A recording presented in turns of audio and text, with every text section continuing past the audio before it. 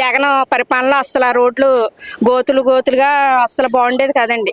కానీ ఈయన 9 నెలల్లో కూడా చాలా డెవలప్మెంట్ చేశారండి. వృద్ధులకు కూడా పెన్షన్ కూడా 4000 చేశారు, వికలాంగులు కూడా 6000 చేశారండి.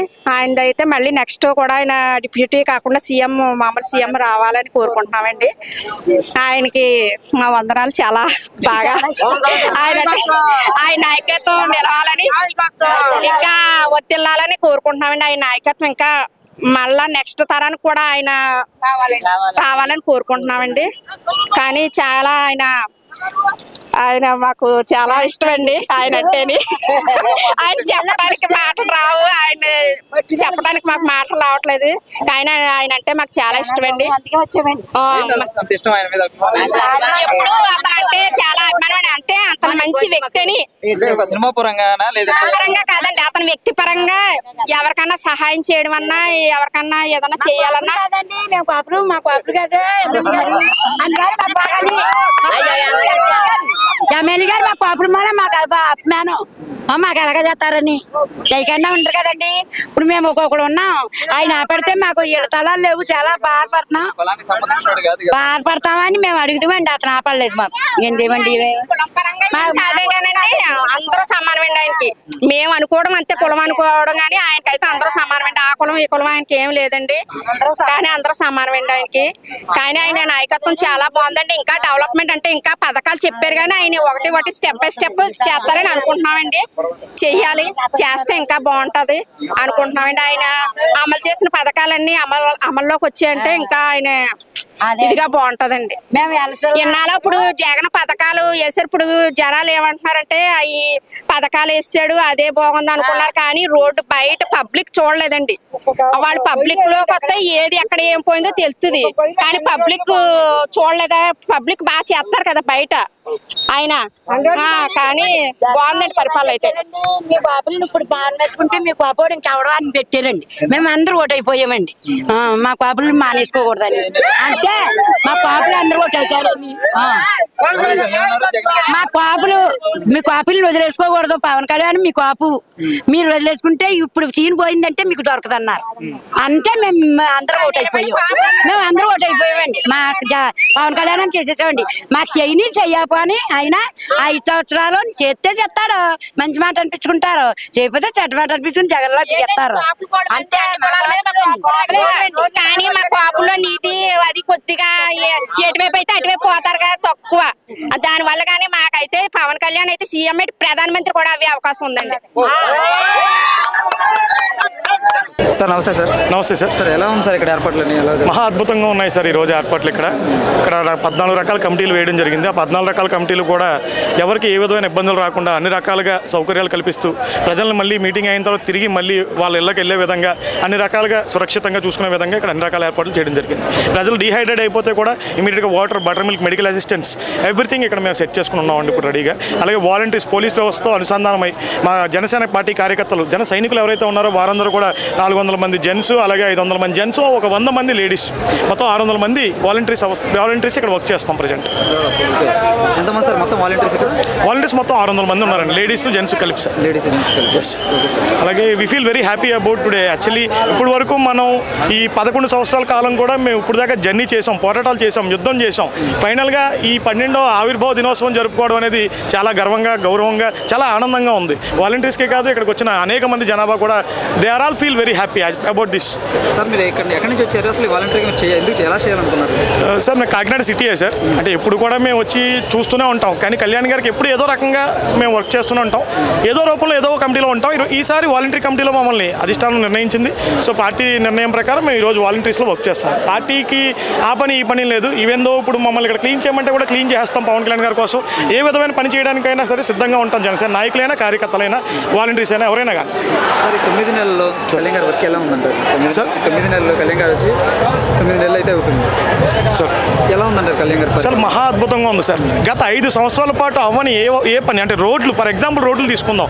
ఈ రోజు నాడు 4300 కిలోమీటర్ల మేర రోడ్లు శాంక్షన్ చేసిన ఘనత మన పవన్ కళ్యాణ్ గారికి దక్కింది. అలాగే మన గ్రామ పంచాయతీలు సభలు నిర్వహించడంలో కూడా 22,550 చిలుక ఒకేసారి గిన్నిస్ బుక్ రికార్డ్స్లో ఎక్కిన ఘనత మన పవన్ కళ్యాణ్ గారికి ఉందని ఈరోజు మా పవన్ కళ్యాణ్ గారికి. అంటే సభలు నిర్వహించారు. అలాగే ప్రతి గ్రామానికి ₹1,00,000 చెప్పిన దగ్గర 4 కోట్ల రూపాయలు మన 400 గ్రామాలకు ఇవ్వడం జరిగింది అభివృద్ధి వరకు. అలాగే ఈరోజు 4,300 కిలోమీటర్ల మేర ఇప్పుడు వరకు 80 సంవత్సరాలుగా అవని ఏజెన్సీ ఏరియాలో అరకు లాంటి లోపల ప్రాంతాల్లో కూడా ఈరోజు రోడ్డు పడిందంటే దానికి కారణం పవన్ కళ్యాణ్ గారు. కేవలం ఆల్రెడీ ఫినిష్ అయిపోయినాయి, 3,000 కిలోమీటర్లు ఫినిష్ అయినాయి, ఇంకా 1,300 కిలోమీటర్లు రన్నింగ్లో ఉన్నాయి, అవి కూడా అతి త్వరలో అయిపోతాయి. సార్ మీరు ఇక్కడ వాలంటీర్గా ఎండలో చాలా ఇబ్బంది పడుకుంటా చేస్తున్నారు పవన్ కళ్యాణ్ గారి కోసం, ఏంటి సార్ ఆయన మీద అంత అభిమానం మీకు? సార్ ఆయన అంటే మాకు దైవంతో సమానం. మాకు అమ్మ నాన్న తర్వాత పవన్ కళ్యాణ్ గారే. మాకు ఆయన అంటే అంత ఇష్టం. ఈవెన్ దో నేను కూడా డిహైడ్రేట్ అయ్యాను ఒక గంట క్రితం. ప్రతి ఒక్కరూ కూడా ఎంత కష్టపడైనా అంటే డిహైడ్రేట్ అయ్యి నీరసం ఉన్నా కానీ ట్యాబ్లెట్లు వేసుకుని ఓఆర్ఎస్ఎల్ వేసుకుని బటర్ మిల్క్ తాగి మళ్ళీ మా బాడీ జనరేట్ చేసుకుని మళ్ళీ ఎనర్జీ గెయిన్ చేసుకుని మేము మళ్ళీ వర్క్లోకి వెళ్తాం. బికాజ్ ఆయన అంటే మాకు ఫస్ట్ నుంచి పార్టీ స్థాపించిన మొదటి నుంచి ఉన్న వ్యక్తులు మేము. ఖచ్చితంగా ఆయన పైన ఎప్పుడు కూడా నిబద్ధతతో ఆయన కోసం పనిచేస్తాం. ఆయన దాకా మమ్మల్ని తీసుకెళ్లి గుర్తింపు వచ్చేలా చేసినా చేయకపోయినా అంటే డైరెక్ట్గా నా పేరు శుంకర సురేష్, నేను తెలియచ్చు తెలియకపోవచ్చు, నేను తెలియాలని చేయట్లేదు. ఆయన మీద ఒక అత్యంత అద్భుతమైన అభిమానం. ఎందుకంటే ఆయన చేసే కార్యక్రమాలు కానీ ఆయన విధి విధానాలు కానీ ఆయన చేసే మంచి కానీ అలా ఉంటుంది. ఫస్ట్ పొలిటికల్ కన్నా ముందు is a character is very important. అందులో మా సార్ మహా అద్భుతంగా మనసు ఉంటుందని మేము తెలియజేసుకుంటాం. సార్ ఓవరాల్గా పవన్ కళ్యాణ్ గారి గురించి కానీ ఇక్కడ జరిగే సభ గురించి కానీ ఏం చెప్తారు? సార్ పవన్ కళ్యాణ్ గారు జీవితకాలం కూడా తూర్పుగోదావరి జిల్లా పిఠాపురంలో కానీ ఈస్ట్ గోదావరిలోనే పోటీ చేయాలనేది మా ప్రధాన కోరిక.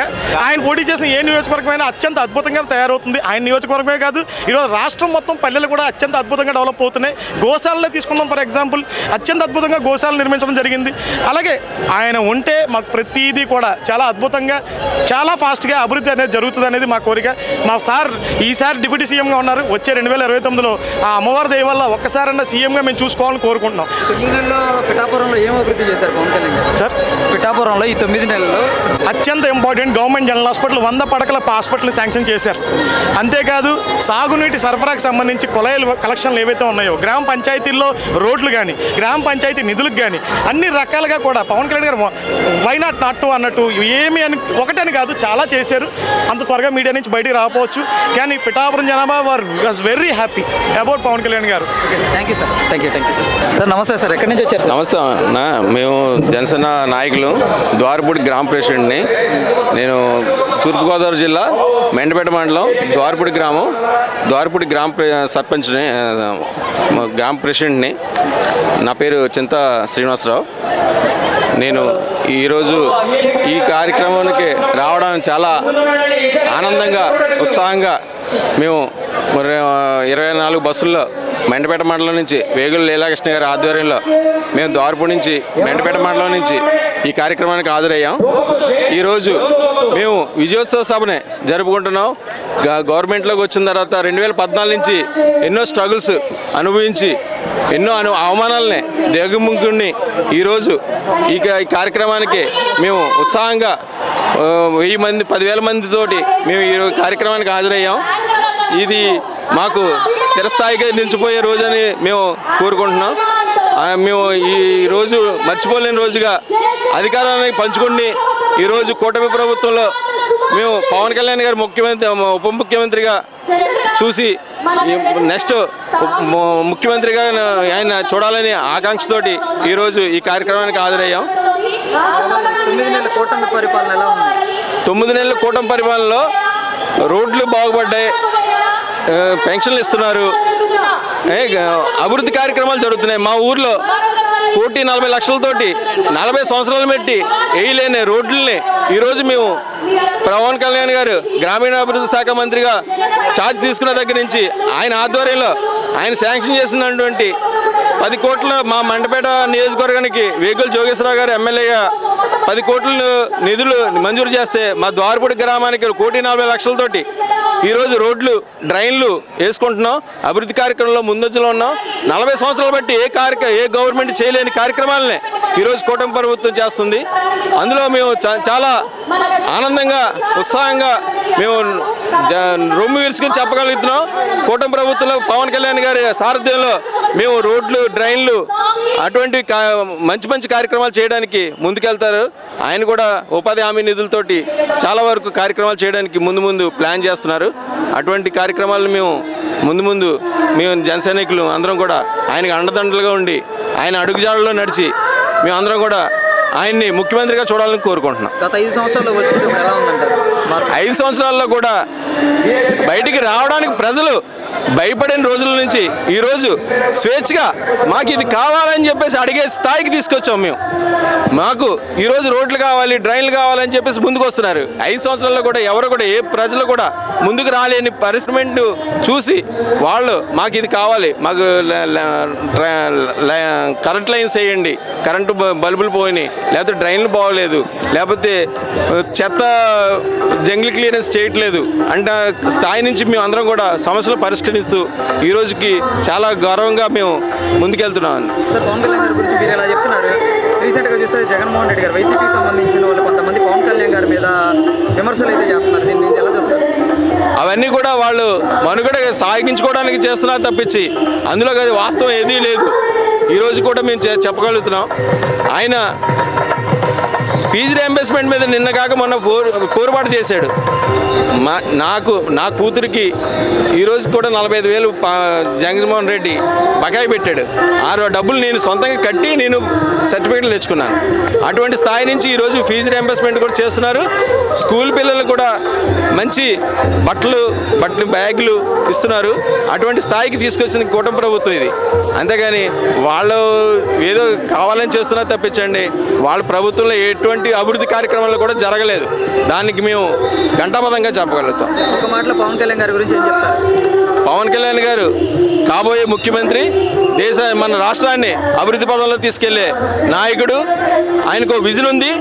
ఆయన అందరూ కూడా సినిమా యాక్టర్ అనుకుంటారు, కానీ ఆయనకి ఉన్న విజన్కి మాలాంటి వాళ్ళు, మా కార్యకర్తలు, మేము మా నాయకులు మేము ఆయనతోటి నడిచి 2014 నుంచి నడుస్తున్న మేము ఆయన్ని చూసి దగ్గర నుంచి చూసి ఆయనతో మాట్లాడి ఆయన విజన్ చూసి మేము ఆకర్షితులై ఈరోజు కూడా మేము నిస్వార్థంగా ఆయనకు సేవ చేయడానికి, ఆయన అడుగుజాడలో నడడానికి మేము ముందుంటాం.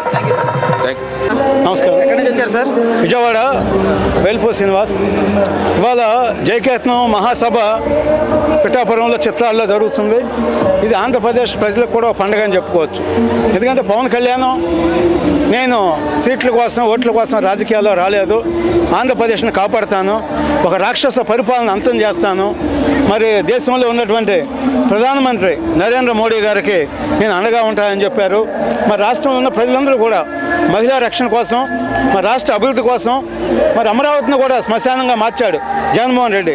మరి ₹1 జీతం అని చెప్పేసి లక్షల కోట్లు దోపిడీ చేసినటువంటి గజ దొంగ జగన్మోహన్ రెడ్డి.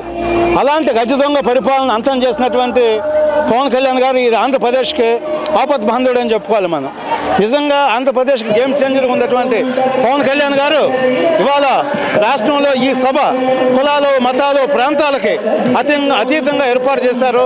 దీనికి అనేక రాష్ట్రాల నుంచి కూడా మరి ఇవాళ ఈ మహాసభగా రావటం అనేది ఇవాళ ప్రజలందరూ కూడా ఇవాళ కుల మతాలకు అతీతంగా ఒక రాజకీయ పార్టీ అని కాకుండా ఈ రాష్ట్రాన్ని కాపాడినటువంటి ఒక రక్షకుడిగా పవన్ కళ్యాణ్ గారు చూస్తున్నారు. మరి రాష్ట్రంలో మహిళల్ని కాపాడాల్సిన బాధ్యత, పోలవరాన్ని పూర్తి చేయాల్సిన బాధ్యత, అమరావతిని పూర్తి చేయాల్సిన బాధ్యత, అదేవిధంగా విశాఖపట్నం రైల్వే జోన్ అన్ని రంగాల్లో కూడా రాష్ట్రాన్ని కాపాడిన బాధ్యత పవన్ కళ్యాణ్ గారు, చంద్రబాబు నాయుడు గారి మీద ఉంది. అన్ని రకాలుగా కూడా ముందుకు తీసుకెళ్తారని మేము పవన్ కళ్యాణ్ గారి నుంచి ఆశిస్తున్నాం.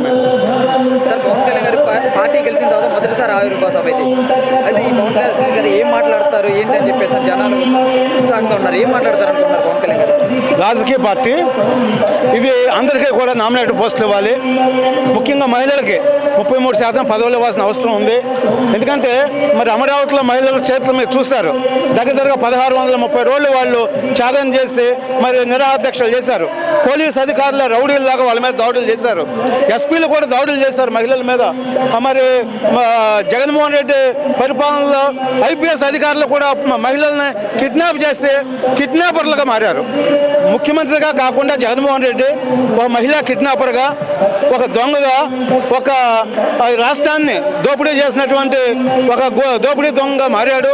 అలాంటి పరిపాలన కాకుండా మంచి పరిపాలన అందించాలని గతంలో దొంగతనాలు చేసినటువంటి దొంగలందరినీ కూడా అరెస్ట్ చేసి బట్టలు పోయి కొట్టాలని మీడియా సాక్షిగా డిమాండ్ చేస్తున్నాం. Thank you sir. Sir, Pawan Kalyan గారి గురించి రీసెంట్గా కొన్ని విమర్శలు అయితే వచ్చినాయి వైసీపీకి సంబంధించి. దీని గురించి ఏం చెప్తారు మీరు? పవన్ కళ్యాణ్కి జగన్మోహన్ రెడ్డికి నక్కకి నాగలోకం ఉన్న తేడా ఉంది. ఎందుకంటే పవన్ కళ్యాణ్ తన సొంత డబ్బు కొన్ని కోట్ల రూపాయలని ప్రజలకు ఖర్చు పెట్టాడు. ఇదే జగన్మోహన్ రెడ్డి ₹1 జీతం తీసుకుని లక్షల కోట్ల దోపిడీ చేసిన గజ దొంగ. దేశంలో మోస్ట్ వాంటెడ్ క్రిమినల్ ఎవరు చెప్పాలంటే జగన్మోహన్ రెడ్డి అని చెప్పొచ్చు. ఎందుకంటే జగన్మోహన్ రెడ్డి చేసిన నేరాలు, ఘోరాలు, మర్డర్లు, తండ్రిని హత్య చేయటం, బాబాని హత్య చేయటం, తల్లిని చెల్లిని హత్య చేయకపోతే వాళ్ళు తెలంగాణకు పారిపోవటం, ఇవన్నీ కూడా మనం చూసాం. అంతేకాకుండా 10 మంది IAS IPSలను కూడా జైలుకి పంపించాడు జగన్మోహన్ రెడ్డి. రాజశేఖర రెడ్డి కూడా మరి IAS IPSలను జైలుకి పంపించారు. వాళ్ళు 100 జన్మలు ఎత్తినా పవన్ కళ్యాణ్ స్థాయిని అందుకోలేరు. అంతేకాకుండా వైసీపీ అనేటువంటి క్రిమినల్ పార్టీని గుర్తింపుని కూడా రద్దు చేయాలని ఎన్నికల కమిషన్ కూడా డిమాండ్ చేస్తున్నాం. Thank you sir. ఓకే.